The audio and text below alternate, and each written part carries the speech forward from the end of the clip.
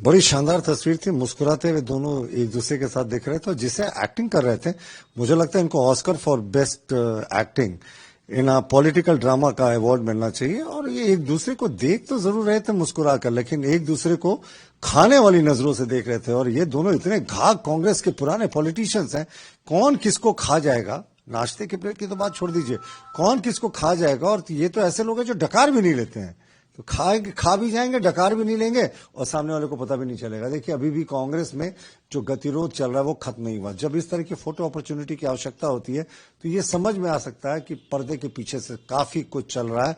तो मुझे लगता है कर्नाटक में पिक्चर अभी बाकी है। देखिए अगर सरकार किसी बेहतरी के लिए किसी चीज को कर रही है तो उसे पक्ष विपक्ष दोनों का स्वागत करना चाहिए। साइबर फ्रॉड जो है हमारे देश में यकीनन एक बहुत बड़ी समस्या के रूप में उभरा है। 21वीं शताब्दी के सबसे बड़े अपराध के श्रेणी में ये आता है। अरबों रुपया साइबर फ्रॉड के जरिए हर एक वर्ष लोगों का गाढ़ी कमाई जो है उसको साइबर फ्रॉड करने वाले चट कर जाते हैं। तो अगर संचार साथी के जरिए सरकार चाहती है कि इस पर नकेल कसा जाए तो इसको अपोजिशन को भी स्वागत करना चाहिए। और ये तो वही लोग हैं ना जिस समय राहुल गांधी ने कहा था कि उनके मोबाइल में भी पेगासस का सॉफ्टवेयर डाल दिया गया है।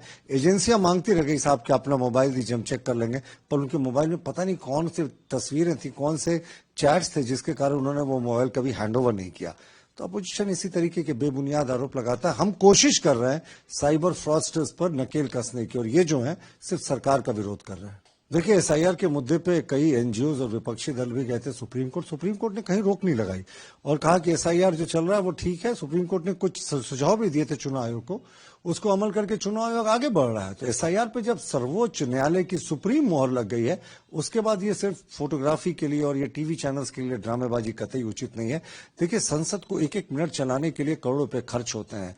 543 एमपीज जो चुने हुए एमपीज होते हैं वो अपने अपने क्षेत्र की समस्याओं को रखते हैं जीरो आवर के जरिए या फिर प्रश्न के जरिए, और उनसे भी आप वो हक छीन रहे हैं हंगामा करके। और जो नई पॉलिसीज है, कई नए बिल्स आ रहे हैं, उन पे सार्थक चर्चा भी होती है, इसीलिए लोग आपको चुनकर भेजते हैं। लेकिन आप उनके अरमानों पर पानी फेर रहे हैं क्योंकि जो क्षेत्र की मूलभूत समस्या है वो उठ नहीं रही है। सिर्फ एसआईआर को मुद्दा बनाकर विपक्ष पूरे संसद का शीतकालीन सत्र को नहीं चलने दे रहा, जो मुझे लगता है प्रजातांत्रिक व्यवस्था के लिए एक दुर्भाग्यपूर्ण चीज है। देखिए झारखंड की जनता गरीब जरूर है, लेकिन 6 वर्षों में जो सत्ता के करीब के लोग हैं उन्होंने जरिया खोज लिया है अपने ब्लैक मनी को वॉइड करने का शेल कंपनीज के जरिए। और जितनी कलकत्ता में शेल कंपनीज की रजिस्ट्री हुई है झारखंड की शेल कंपनीज की, वो भी जांच का विषय है। इससे पहले अमित अग्रवाल सत्ता के बहुत करीबी थे, रसूखदार थे, मुख्यमंत्री के करीबी थे, उनकी भी 2 दर्जन से ज्यादा शेल कंपनियां रडार में आई थी ईडी की, जिसमें पैसे को विदेशों में भेजा गया था। आज जो रेट्स है इसके बारे में मुझे लगता है ईडी के ऑफिशियल वक्तव्य का इंतजार करना चाहिए। पर यह कोई बड़ी बात नहीं कि यहां भी सत्ता पक्ष और जो बड़े बड़े शीर्ष लोग हैं वो अपने पैसे को इसी तरीके से साइफन ऑफ विदेशों में करते हैं सुरक्षित जगहों पर कि उनके पैसा सुरक्षित रहे।